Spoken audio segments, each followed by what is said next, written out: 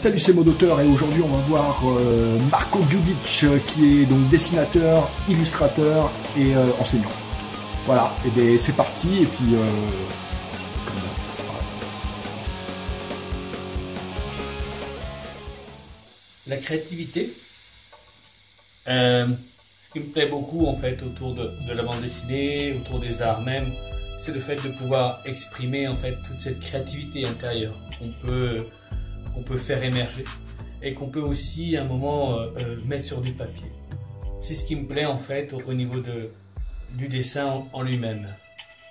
La créativité, je pense que ça fait vraiment partie de la nature humaine. C'est ce qui permet, je pense, aussi aux individus de se construire et d'éveiller aussi cette sensibilité qui, à mon sens, en fait, commence à disparaître du système, à mon avis, éducatif. Alors, aussi, ce qui me plaît au niveau de la pédagogie, c'est que la pédagogie, elle permet aussi de rassembler plusieurs outils de communication qui facilitent aussi certaines approches dans des secteurs parfois qui sont sensibles, en utilisant la bande dessinée.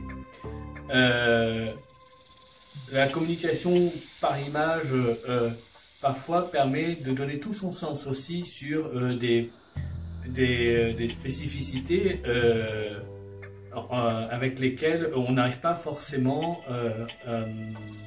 à pénétrer en dehors du dessin. L'enseignement. À la base, moi-même je suis auteur-illustrateur, mais j'ai beaucoup plus privilégié aussi l'enseignement, c'est-à-dire que j'enseigne la bande dessinée et l'illustration de manière professionnelle dans des écoles privées, de manière indépendante aussi, et dans des structures extérieures.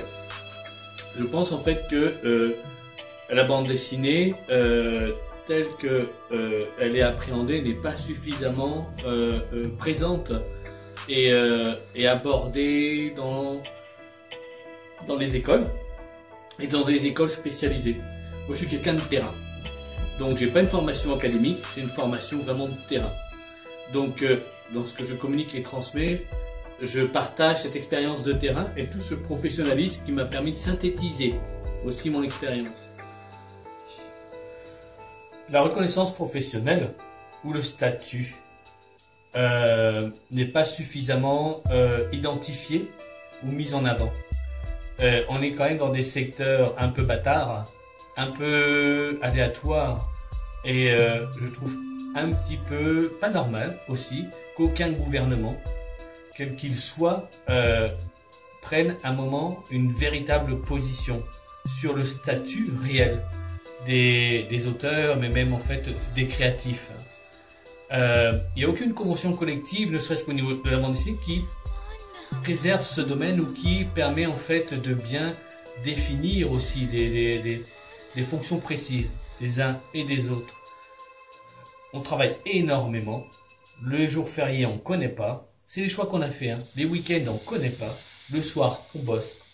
Et là, je pense qu'il y a une véritable problématique où ça n'est pas suffisamment, à mon avis, construit pour le mieux-être aussi et le statut professionnel qui serait clairement statué, même auprès des éditeurs ou auprès des commanditaires. L'intégration aussi, pour ma part, je parle aussi en mon nom. Notre intégration n'est pas suffisamment présente au sein de l'éducation nationale. On a les compétences qu'il faut, mais on ne nous retient pas forcément.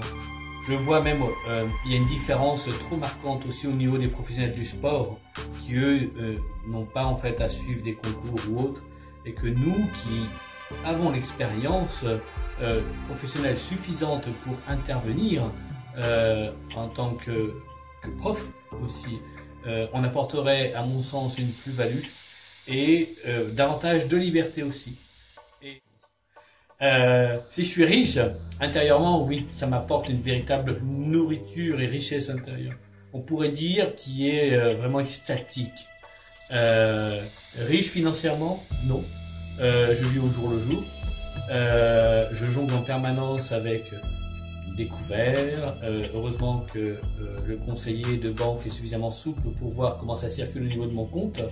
Riche, non. Par contre, je fonctionne comme un commercial aussi, parce qu'on doit fonctionner aussi comme des commerciaux pour vivre au mieux.